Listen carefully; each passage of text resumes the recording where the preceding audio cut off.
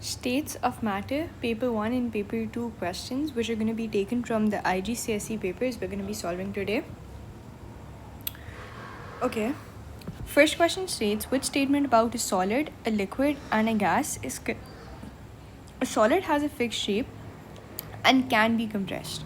So over here I'd like to introduce some points to you guys that indeed solids have fixed shape, but the problem is that if you see the particles in a solid, there's a problem that the particles are extremely tightly packed, something like this, right? So if I try to draw it, the particles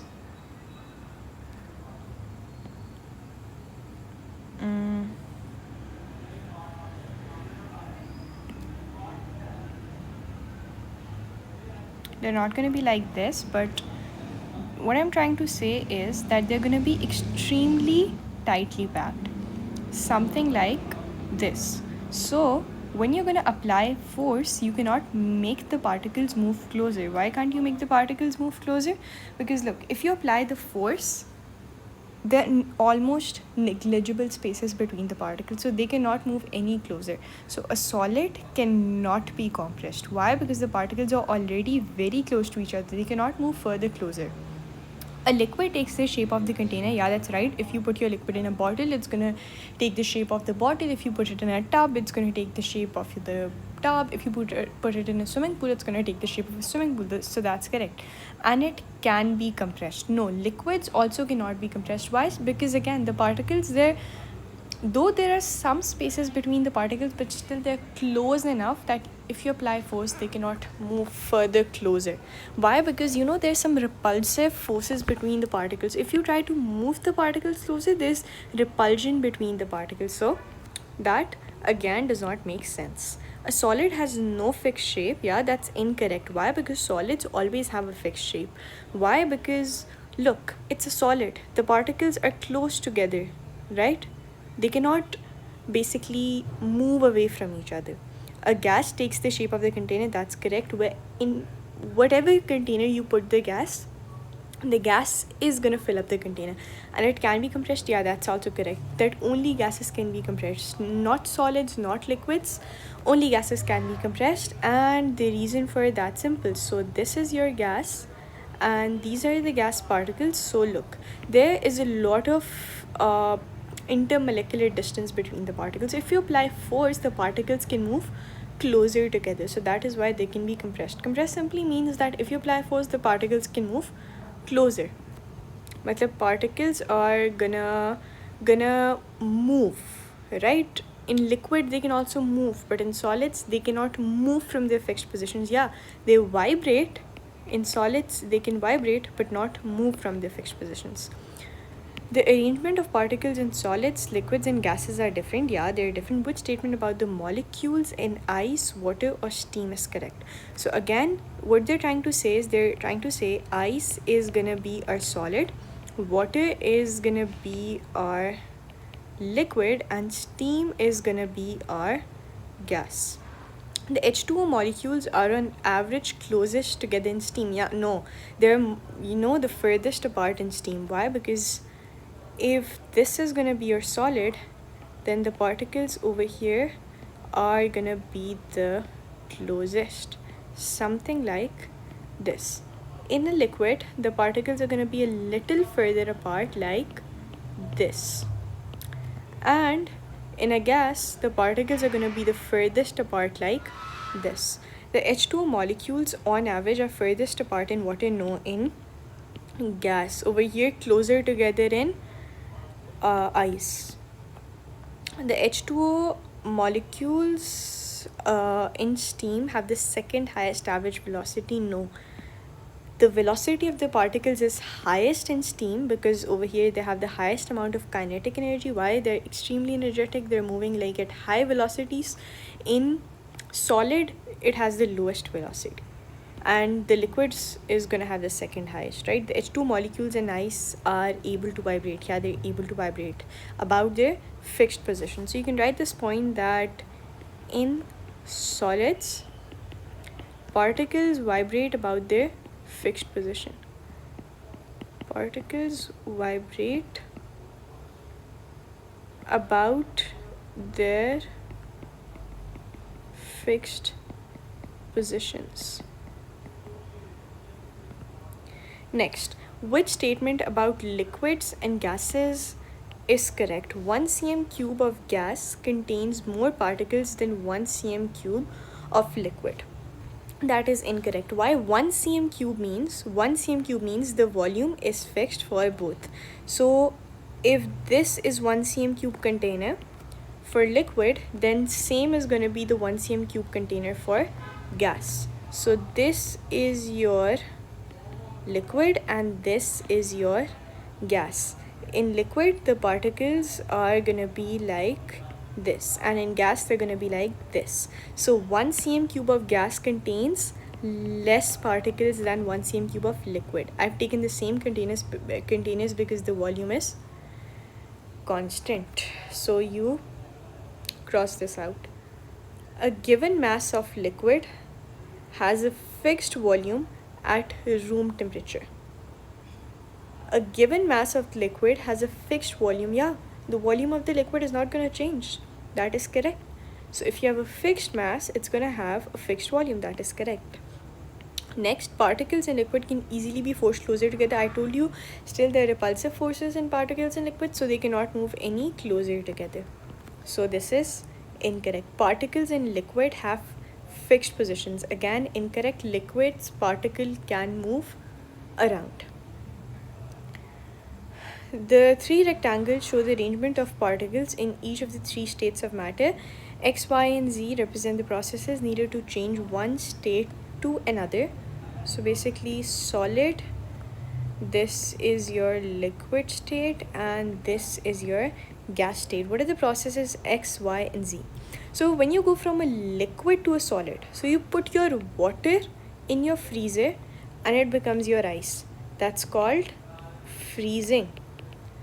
Okay, now you're going from your liquid to your gas, so you boil your water.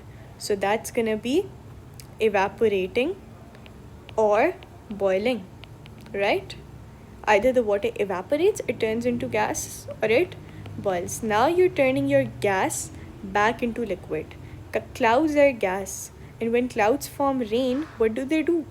They condense, right? So that's condensation.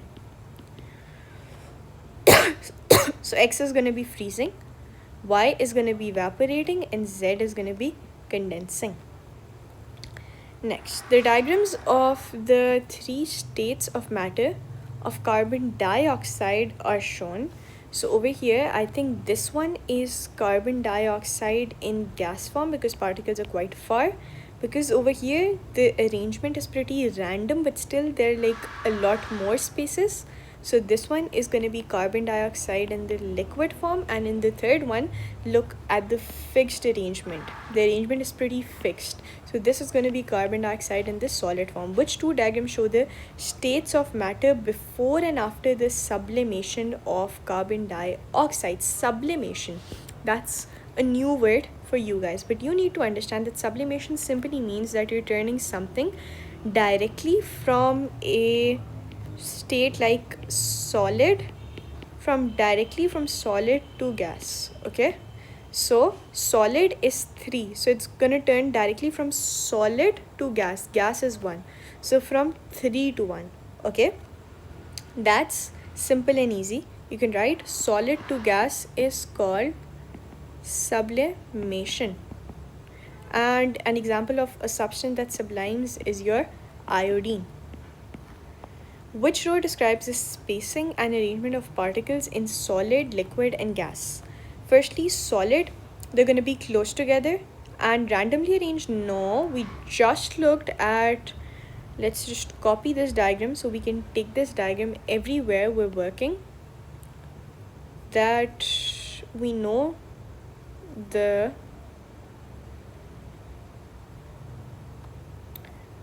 we can paste it here and we can just see the arrangements for ourselves, that in solids there is no random arrangement. This one's a solid, there's a fixed arrangement, so a regular arrangement. This is incorrect, this is incorrect. Liquid, close together and randomly arranged. Yeah, liquid, again, you can see it for yourself. Their arrangement is random. There's a black dot here, black here, then black here, then black here, so it's random. Close together and randomly arranged, far apart and randomly arranged. Yeah, for gases as well, the particles are pretty far apart and the arrangement is random. They're not closer together. The melting points and the boiling points of three elements at 1 atm pressure are shown. Separate samples of argon, nitrogen and oxygen are stored at negative 201 atm. How many of the samples are liquids? To realize this, you would have to draw a number line for argon. So argon is basically, first you should know that it's gonna melt at negative 189. Negative 189, it's gonna melt. This is for argon. I'm gonna make this number line. And then there's gonna be negative 188, there's gonna be negative 187, then there's gonna be negative 186. Over here it's gonna melt. That means at over here 189, it's gonna turn from a solid to a liquid. And then at negative 186, it's gonna boil. That means from liquid it's gonna turn into a gas. So at 200 degrees Celsius, negative 200, where is negative 200 gonna be? On this part of the line, on this part of the line, or on this part? 1, 2, 3, on which part? Obviously on the first part, because negative 200 is gonna come like this. Then there's gonna be negative 190, then there's gonna be negative 200. So at negative 200, the line is towards the solid side. So this is gonna be, argon is gonna be a solid at negative 200. Now looking at nitrogen, again we're gonna make our number line. The number line for nitrogen, I'm gonna make it here, negative 210. Then there's gonna be negative 200, negative 190, and over here something, there's gonna be negative 196. So negative 210, it's turning from a solid to a liquid, and at negative 196, it's turning from a liquid to a gas. So at negative 200, negative 200 is going to be somewhere here, right? So at negative 200, it's going to remain a liquid. How many samples are liquids? Nitrogen is going to be a liquid. Got it? Next, oxygen. For oxygen, again, I'm going to draw a number line over here. So basically, negative 2, 118. After that, you have to decrease the numbers, right? Because you're dealing in negative temperatures, and the lesser the number, the greater the temperature. So over here, it's going to be negative 210, then it's going to be negative 200. Let's take, I'm just plotting random numbers, negative 190, negative 180, and over here somewhere is going to be negative 183. So you need to understand that negative 218, we're going from a solid, because that's the melting point. So going from a solid to a liquid, and then from liquid to gas, we have to go at negative 183. So over here we're going to be a gas. So at negative 200, that's coming here, we are in which state we are? We are in this state. This entire temperature range, we are a liquid. So at negative 200, we're a liquid. So oxygen is also going to be a liquid. Nitrogen and oxygen. How many samples are going to be liquids? 2 samples. Next, solid X. Now we're going to move towards paper 2. That's going to come for your extended exam. The previous ones, they were for the core exam. Solid X is heated for 600 seconds. The graph shows the heating curve that is obtained. So heating curve means you are gonna increase the temperature, right? Because when you heat things, the temperature rises, it does not fall. What is the melting point of X? Now the point is, there are 2 flat lines. Whenever you are changing state, so you have to write over here that whenever you are changing state of anything, the graph shows a flat line. So when you are gonna melt something, melting is a change of state, right? So there should be a flat line of graph. So now there are two flat lines. The first flat line is this, and the second flat line is this. Out of these two, which one is gonna be the melting line? Now for that you have to read the question. Solid X is heated. So that means at this line, it's a solid that's being heated. And when you're gonna heat a solid, over here, it's gonna turn into a liquid. And then over here, it's gonna be a gas. So it's gonna melt at this pink line, right? When it's gonna convert from a solid to a liquid. So it's gonna be at what is the melting point of X? It's gonna be, so in this time range, you are melting the substance. So basically you have to look at the exact temperature in which this time range is coming, and the temperature is going to be pretty fixed. You can see it from here. That is exact value of 170 degrees Celsius. You can see it. This one's 100, this is 150, and this is 170. So it's going to be option number B. And if they ask for the boiling temperature, then you would have to look at this exact temperature over here, that is 240 degrees Celsius. Substance M is solid at 30 degrees Celsius, so that means that the melting point is going to be above 30. Why? Because it's solid at 30. So if I make the number line over here, there's going to be 30 degrees Celsius over here. In the 30 degrees Celsius range, it's going to be a solid.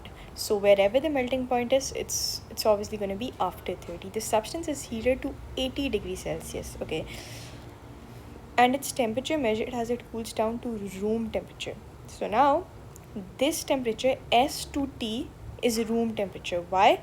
Because it's cooled down to room temperature. So now the line has flat, because the temperature of a substance cannot drop below the room temperature if it's in room. Like if your freezer is at negative 18 degrees Celsius, then obviously the ice in the freezer can't go below negative 18. That's the last it can go up to. So S2T is gonna be your room temperature. The cooling curve is shown. Asha. So now basically the substance is heated, but the cooling curve is shown. Now again, well, you have to realize some things over here. That from 80, the thing is cooled, though they're heating it, but now after heating it, it's heated to 80, and now after 80, when it starts to cool down, they've shown that thing. So it cools, yeah, it's gonna cool down. It's at 80, it's gonna cool down like this, and then from Q to R, there's a flat line. Between which times is this substance M freezing? So between Q and R.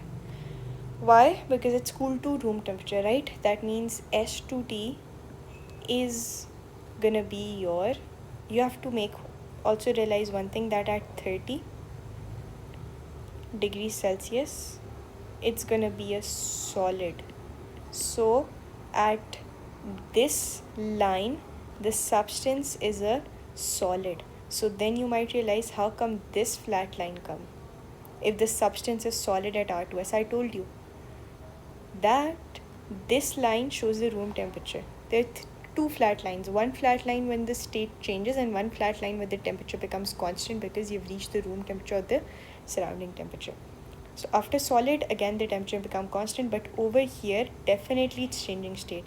That means over here it was a liquid, then from Q to R, the liquid froze into solid. So there was freezing happening. Between which time is the substance M freezing? From Q to R. Got it? That's a little tricky question.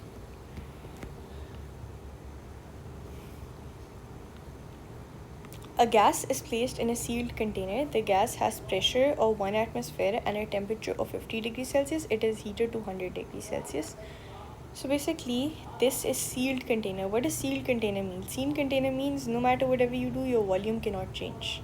So obviously the pressure is going to increase because volume is constant and now the particles are heated. When particles heated, they're going to gain energy, they're going to collide like nothing, and they're obviously when they're going to collide more, they're going to exert more pressure.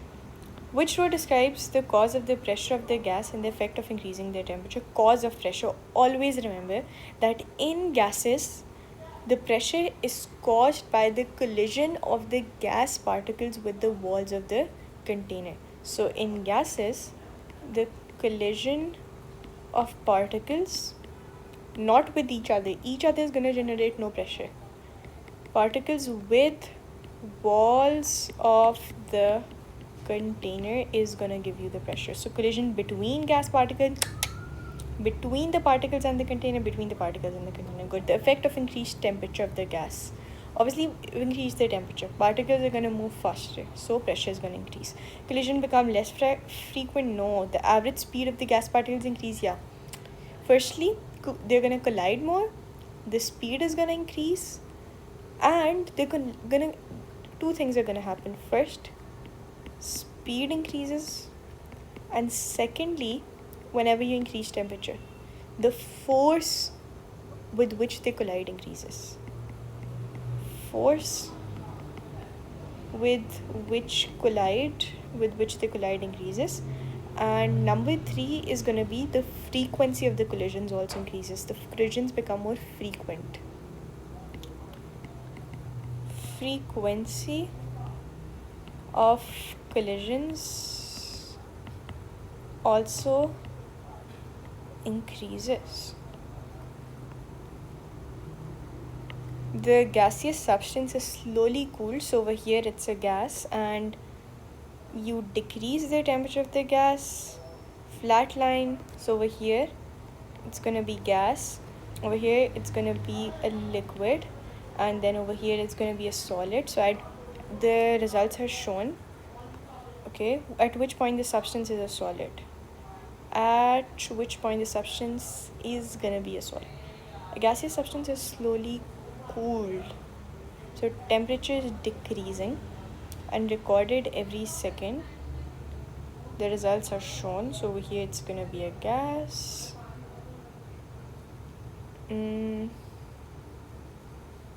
So it's going to be solid at D, right? Because there's no way it can be solid at B. It's going to be a mixture of gas and liquid. At C, pure liquid. At A, pure gas, because it's a gaseous substance. So at D is the only thing we know.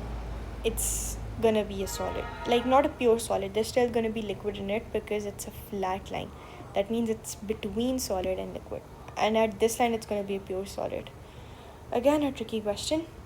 The diagram shows the changes of states between solid, liquid and gas, and which changes of state is energy being given out. So when you go from solid to liquid, you need to realize that energy is increasing. So solid to liquid, more E. From liquid to gas, the energy of the particle is increasing. So in which changes of state energy is being given out? That means energy should decrease, right? So when you go from solid to liquid, energy increases. Liquid to gas, energy increases. But when you go from gas to liquid, gas particle more energy, liquid particle less energy. So energy is going to be given out to reduce the energy of the gas particle to make it a liquid. And then again, solid particle has less energy than liquid particle. So energy has to come out of the liquid particle to make it into a solid particle. So 4 and 3, energy is being given out. And with that, we are done with the solid liquid gases question. If you have any queries, ask it in the comments below.